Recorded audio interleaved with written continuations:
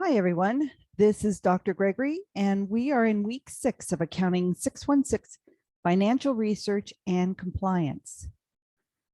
This week, we're going to be looking at auditing and fraud research. So we're going to talk about auditing in the terms of assurance services, as well as other services we may give as accountants to various different clients.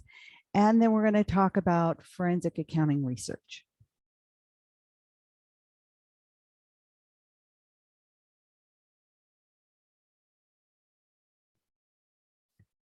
So when we look at assurance services and other types of accounting research, we want to first understand what is it that the actual client wants. They may ask you questions, or they may be talking about symptoms of issues. So you really need to vet out from them with a good, honest discussion, open discussion about what it is that they're looking for you to do. And that will help lead you to the standards that we're going to talk about a little later on how we will research these. And there's a lot of services we can provide. There's assurance services that consists of attestation, litigation, divorce work. We could provide consulting services to help better a company. And we can also provide compilation and review services, which are lesser types of review of financial data. Now, as well as the different kinds of standards you may have to research regarding the particular issue, you will also have some individual professional standards that you're going to have to follow and know about. So we can do all types of assurance services. We can do audits.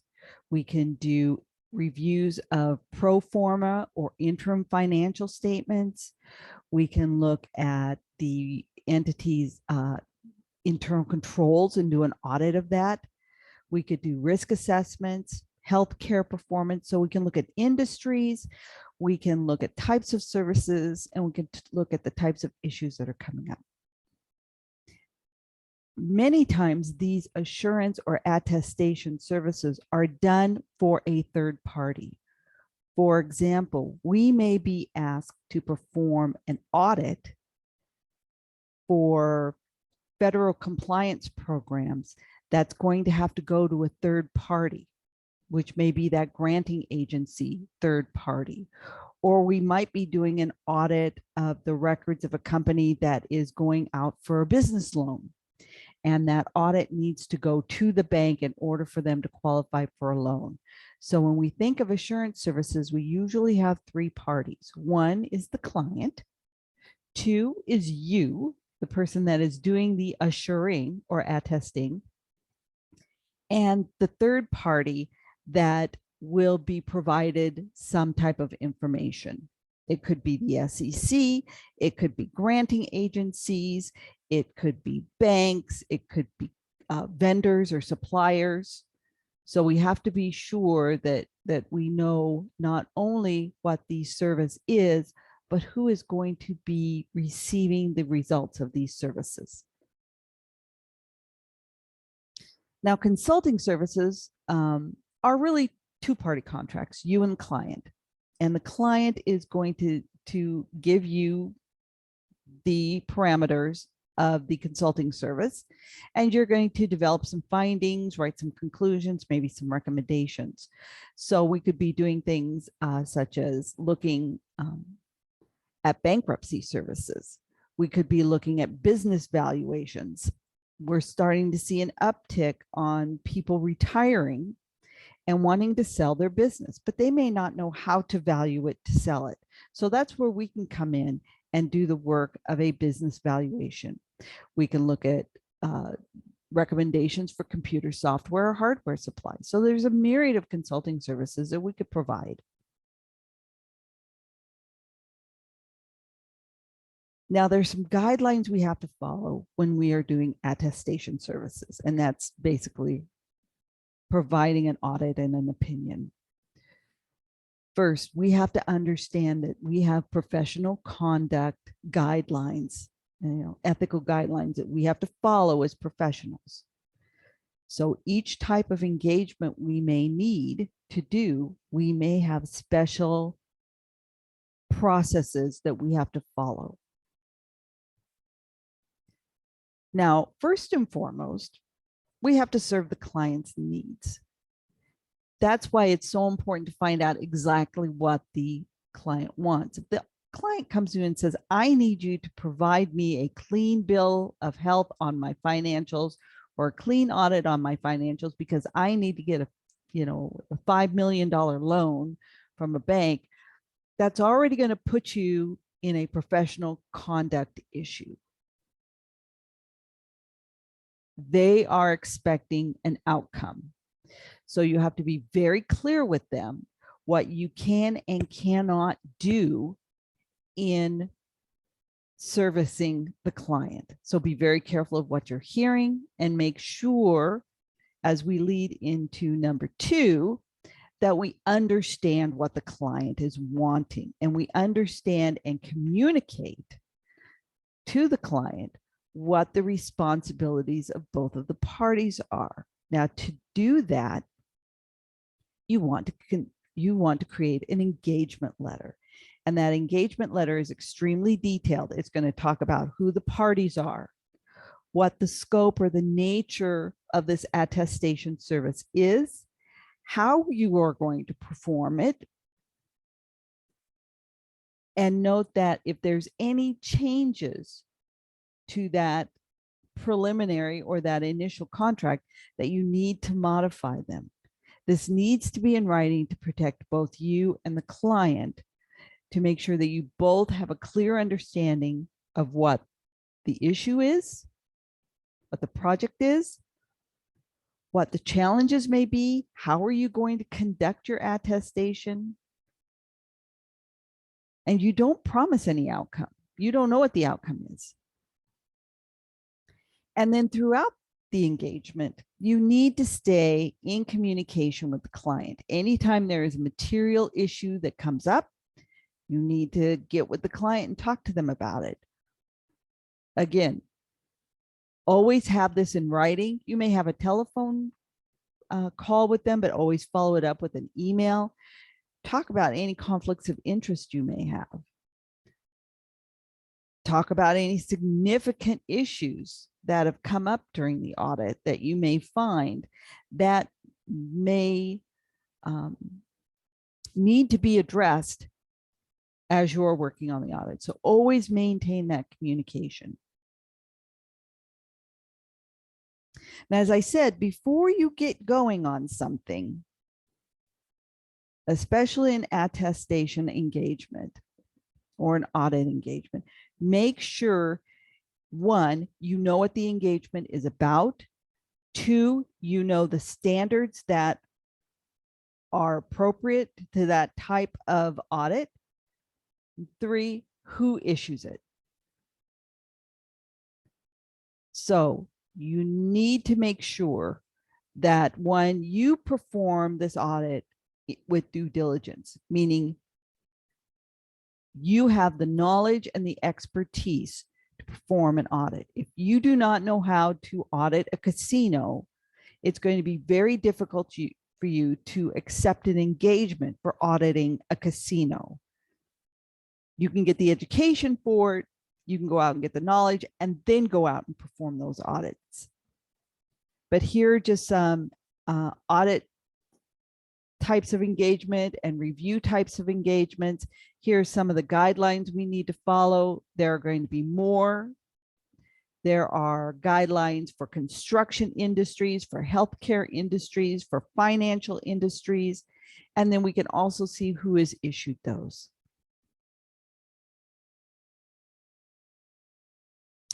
Now, when we talk about conflicts of interest, remember why we have Sarbanes-Oxley.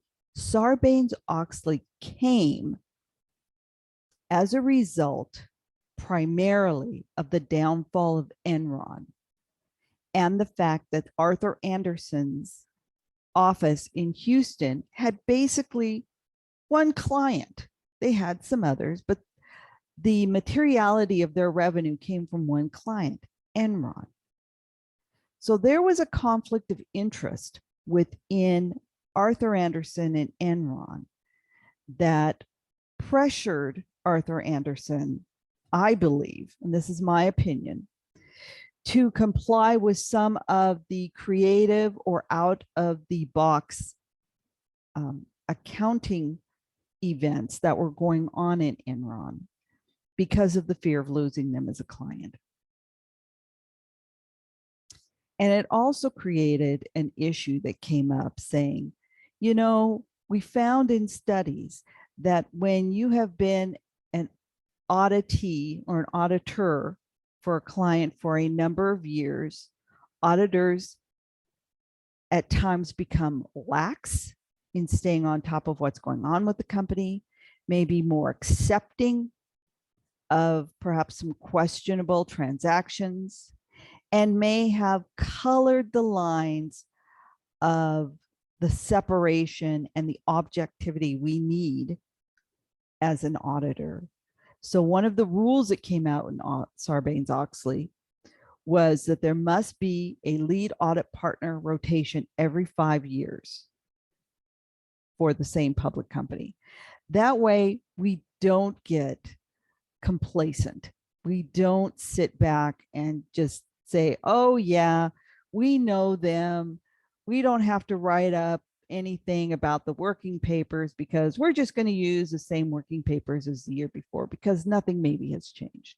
Well, maybe something has changed, and it's important that you stay fresh with an audit. Therefore, the requirement is to limit our conflict of interest. The blurring of lines requires lead audit partner rotation.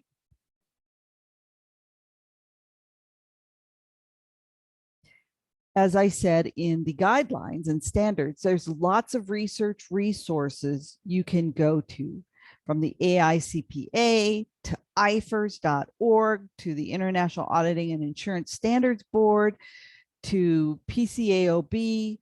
There are a lot of resources we can go to figure out what it is that our requirements are in performing different attestations. Now, compilation and review is slightly different. A compilation is often done where all we're doing is we are not going to express any assurance that the data within the statements is correct. We're just going to compile the financial statements for you. So if you tell us cash is $12,000, we're going to go with it. We are not going to provide any assurance to anybody that that $12,000 is actually really what's in cash. We're just going to compile your statements for you. Many small companies have this service done because they just maybe don't have a bookkeeper. They've complied everything, put everything maybe on an Excel spreadsheet, and they say, you know, we need to have this financial statement, income and expense, and maybe a balance sheet, just so that we can submit it to our bank because we may have a loan covenant. And so you're just going to put it together for them. A review is one step up from that. We're going to provide some limited assurance that there's no material modifications that should be made to the statements. So we're going to take a review, but we're not going to go in with substantive testing. We're basically going to say, are they in conformity with GAAP?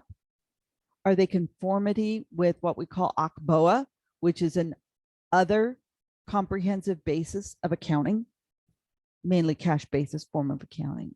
So we're going to have some limited assurance, but we're not opining on the materiality of the financial statements. We just basically say, we took a quick glance and there was nothing glaring staring out at us.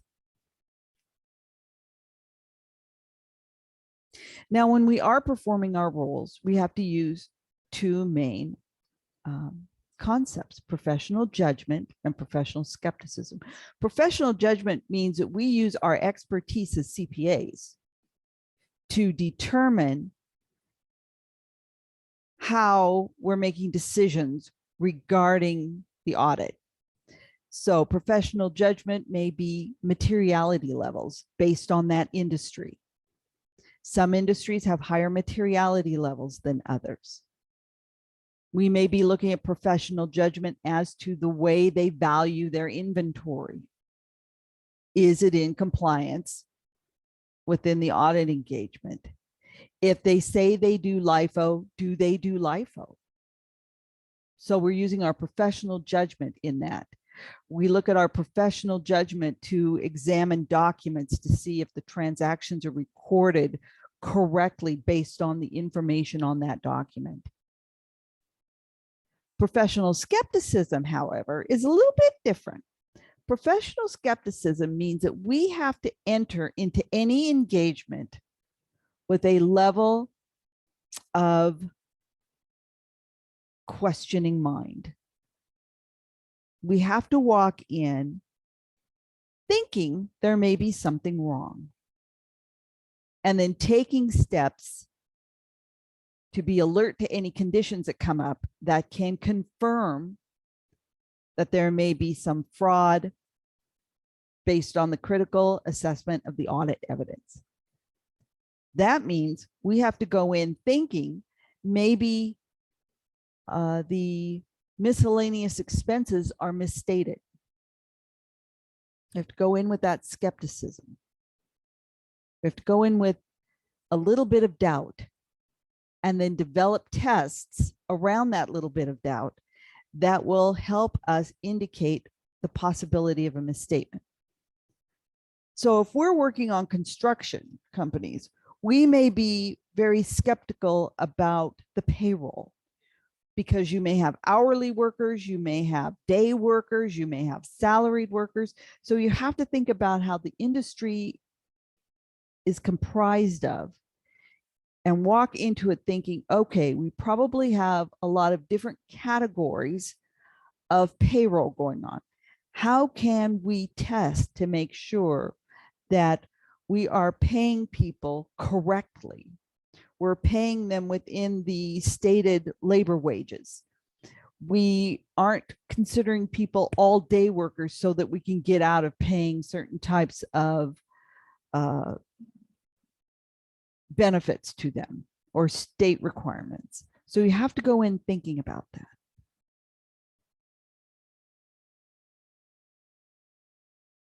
Now, when we also think about attestation services or audits, we have to think about the economic consequences of them. If we have a small nonprofit organization, we aren't going to do an audit that is intended for a large corporation.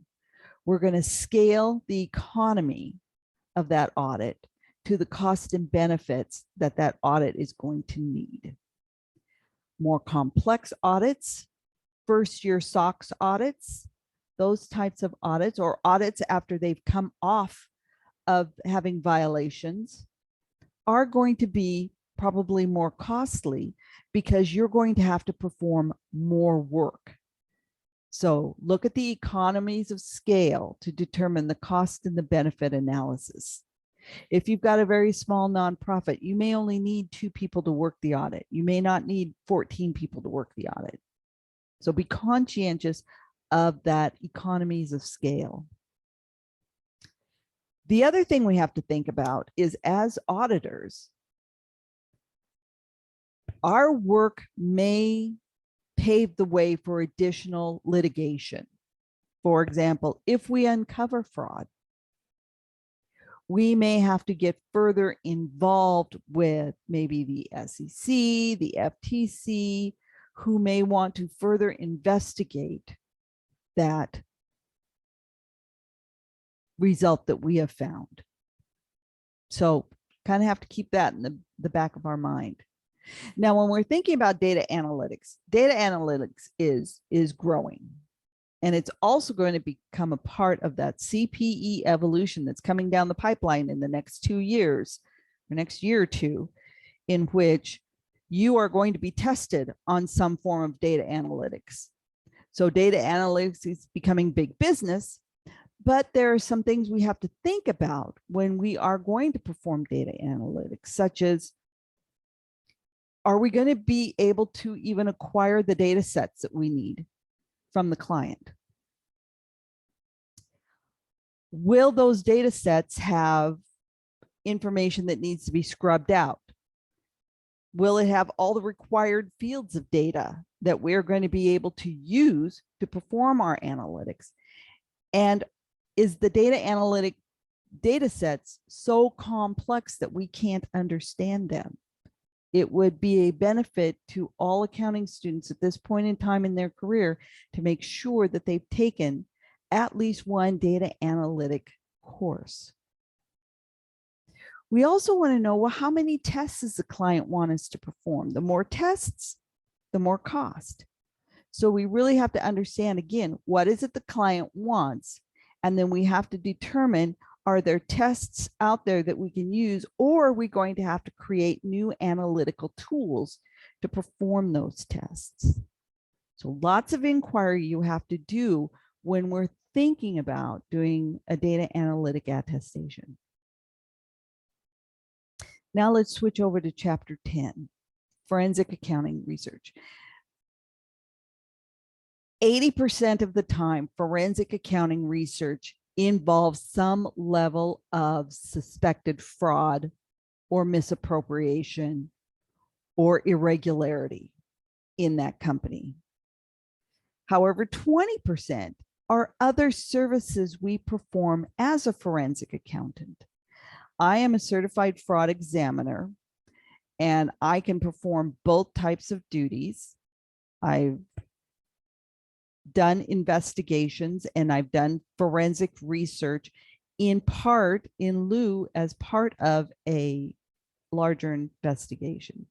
So we can perform duties to determine if there's errors or irregularities in the accounting information or in the processes themselves. We can also perform through some agencies, working for some agencies, you can perform employee background checks. And we can perform whatever forensic accounting research our client deems. And here are just a few examples.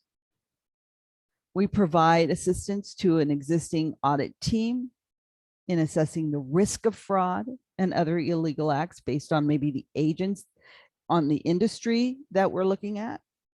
We might perform assistance in investigating potential fraud. So if somebody comes up to you and says, I think something's going on in the books, can you come help us look at it? You would perform tests to assist them. You might conduct fact-finding studies on perhaps alleged fraud. You might be conducting those due diligence checks, looking at public records, background checks on individuals or entities in a potential acquisition. You may be asked to say, I'm looking at acquiring a business. Can you do a forensic check on that business to make sure that there isn't anything I should not be aware of?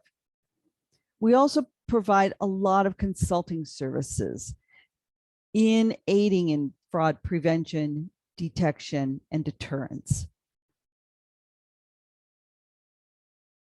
Now let's get down to the nitty-gritty. Fraud is a really big word. 5 letters, big word. And in a nutshell, it basically means there is some form of misrepresentation or deception of a material fact that people rely on, and in the course of relying it, they become injured or they experience a loss.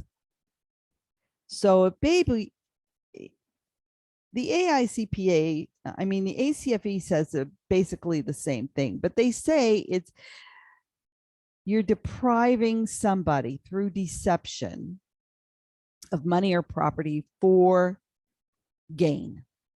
And it might not be for your personal gain. You may find fraud in financial statement fraud, whereas the company is trying to make the company look good because their shareholders demand it. Now, we can look at that as Who's harmed? Well, the shareholder could be harmed because if we fraudulently misrepresented the financial results of a company in order to make the EPS look good, in order to induce more shareholder investment, while we may have done it altruistically for the benefit of the company, we are hurting the shareholders. So with that in mind, fraud is a misrepresentation of a material fact. It has to be material. It can't be, well, the petty cash was off $100. So it's fraud and I've been harmed. Probably not. It's known to be false. Somebody knew it to be false when they did it. That others relied upon that falsehood to do something, and that something resulted in a loss. And I put at the bottom the US Supreme Court.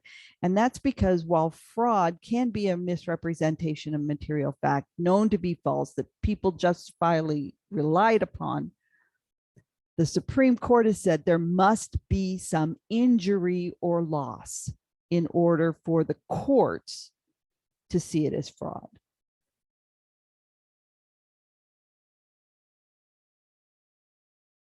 I told you fraud was a big word, and this is why. Fraud has three main categories: corruption, asset misappropriation, and financial statement fraud. Look at all the different ways fraud can be conducted in a business. All businesses are susceptible to all of these different forms. And as an accountant, as an auditor, as a CPA, it is your role to ensure that you are alert to all of these different methods and can develop tests around them. Because the test for a ghost employee is not going to be the same for a purchasing scheme or for understated revenues. So this is a very broad base of knowledge. It's just not about stealing. It's about bribery, corruption, improper disclosures, larceny, false refunds, write-off schemes, all kinds of things can be part of fraud.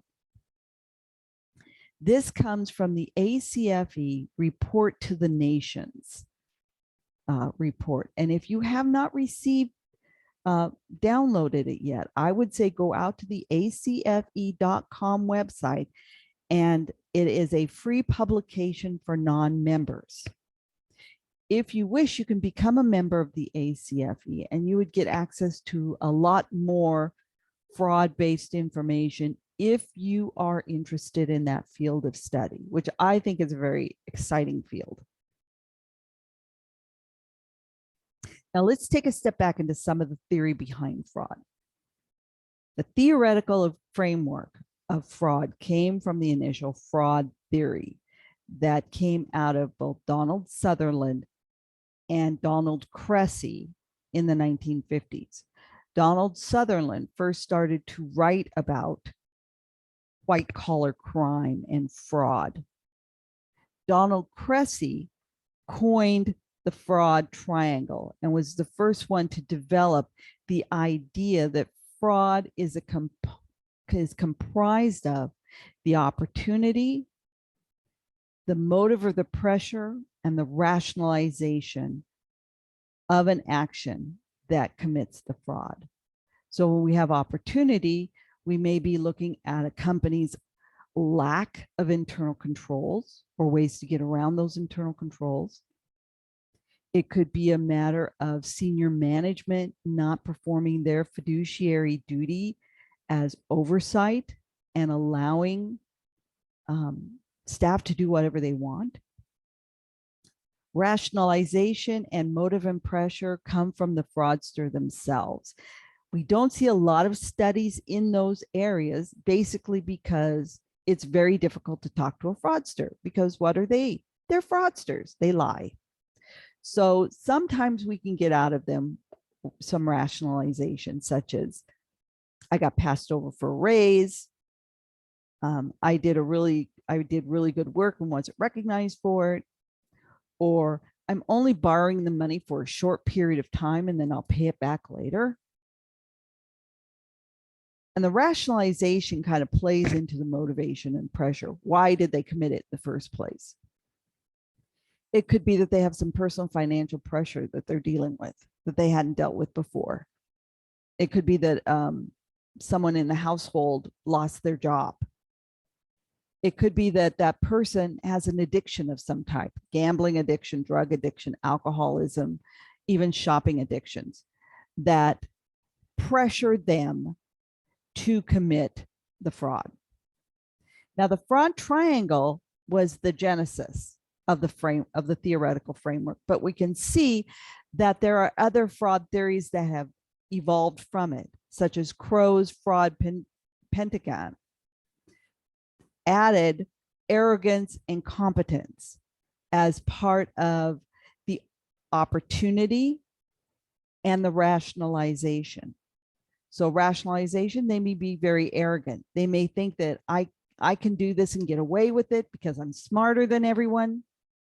And the competence is, depending on the level of the employee, they may be very competent in certain technical skills that afford them the opportunity to commit fraud. We see the fraud diamond, and we also now see the fraud scale, where we're not just looking at the essence of the pressure or the motivation or the opportunity. We look at, was there low or high pressure? Was there greater or lesser opportunity? So we're actually measuring within that concept the depth of the amount of motivation, the amount of opportunity, the amount of pressure.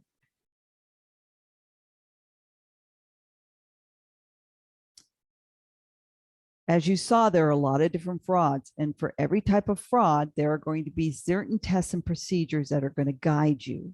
So go through this 4-step process in determining your approach. One, again, you've got to know what the issue is and know that there may be issues that are interrelated, such as cash embezzlement and financial statement cover-up. So it may not be one type of fraud. It may be a combination of multiple issues that lead us to the fraud. After we know exactly what the issue is, then we have to gather the appropriate evidence to support that. We have to determine what tests and procedures, including tracing transactions, including looking at reverse income statements, document searches, that is going to help support or deny the issue. Finally, we have to evaluate that evidence, and we have to make sure that we do it completely. Don't skimp on step 2. Gather the evidence. Gather as much evidence as you can. The more evidence you have, the more compelling your argument is. But also make sure that you are free from bias. You need to go in with an open mind as to understanding the issue and the evidence behind it. Yes, you're going to develop tests that will support your hypothesis as to whether or not there may be fraud present, but you also have to lack bias in this. You can't walk in saying the guy's committed fraud or the person's committed fraud, because if you do, then you're going to skew your evidence gathering to support your hypothesis, not the issue's hypothesis.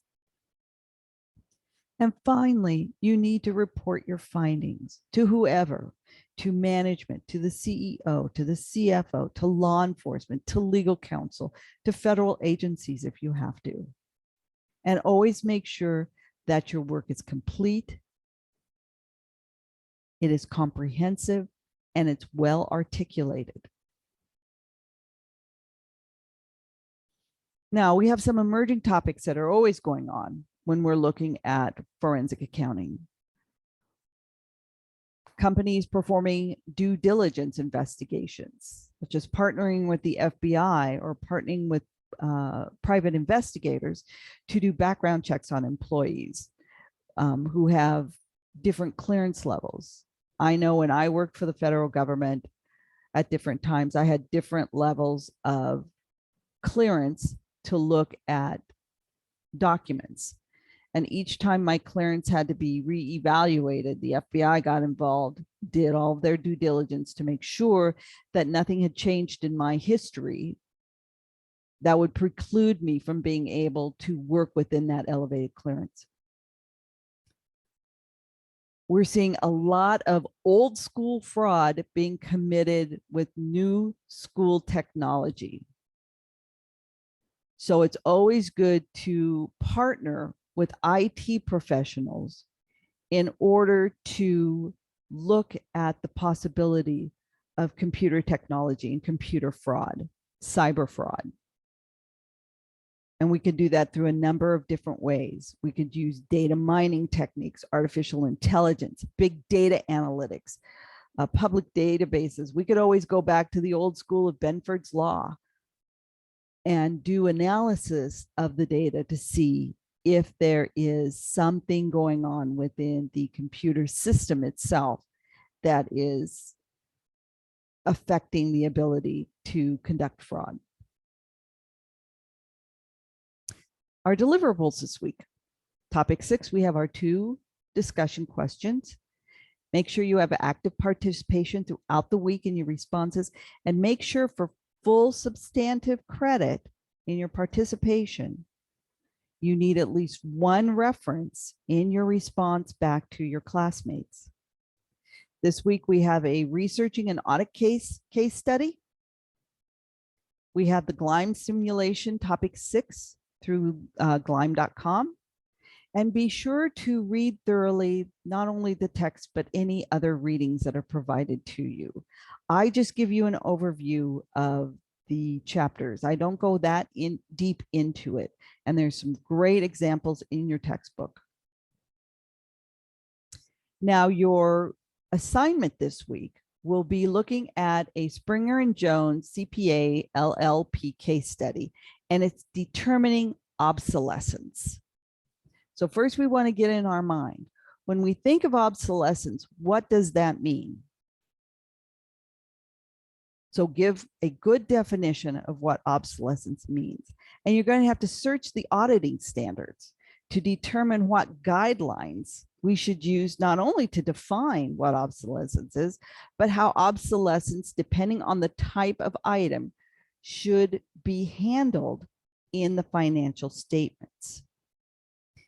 Be sure that you clearly cite not only the standard, but information regarding the standard. Discuss the ethics regarding the ability that management has to manipulate the results so that it is favorable to the company. How might obsolete assets be manipulated to the company's favor?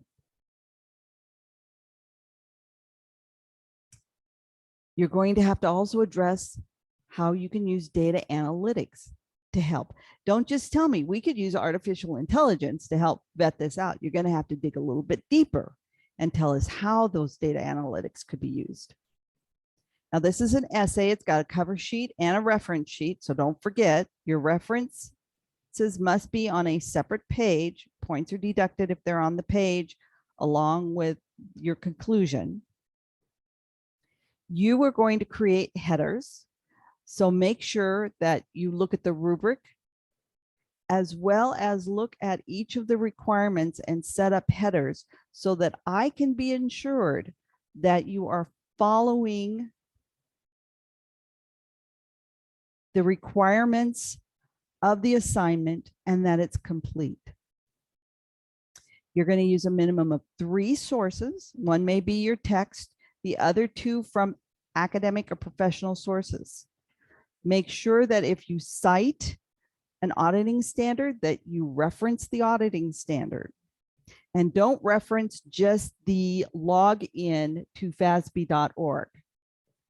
Go all the way to the standard so that when I click on your reference, I can go directly to that standard and look at it. And finally, Lopes Write is required. So be sure that you run it through Lopes Write, or I'll have to reassign it back to you. Now I want you to think ahead. In week 8, you will have your final project, which is a culmination of the assignments you submitted in weeks 1 and weeks 3. You're going to combine that information together and add to it the requirements from week 8. So review my feedback, take my feedback to heart. Do not copy and paste your original work if I have marked it up and put it in week 8. Use the feedback I gave you, revise, restructure, redo if necessary, so that your week 8 product is the final product. Now, if you have not done so yet, review the requirements in week 8. It's a fairly lengthy project you're going to have to do. So you need to schedule out your time adequately. I would start this week in starting to gather some of the background information and start doing some of the work that it's required, and continue that into week 7 so that at week 8, you're just completing it and finalizing it. If you wait till the last minute, you're likely not going to have the best product you can. Again, if you have questions, post to the class questions for the good of the class. Send me a Halo message, or if you're stuck and you don't know where to go or what to do, please reach out through Calendly and schedule a Zoom call with me.